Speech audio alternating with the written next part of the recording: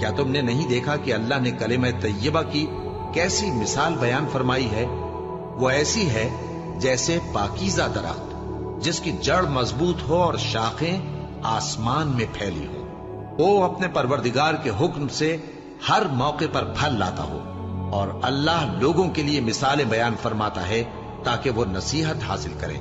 اور ناپاک بات یعنی غلط عقیدے کی مثال ناپاک درخت کی سی ہے کہ وہ زمین کے اوپر ہی سے اکھیڑ کر پھینک دیا جائے، اس کو ذرا بھی قرار و ثبات نہیں۔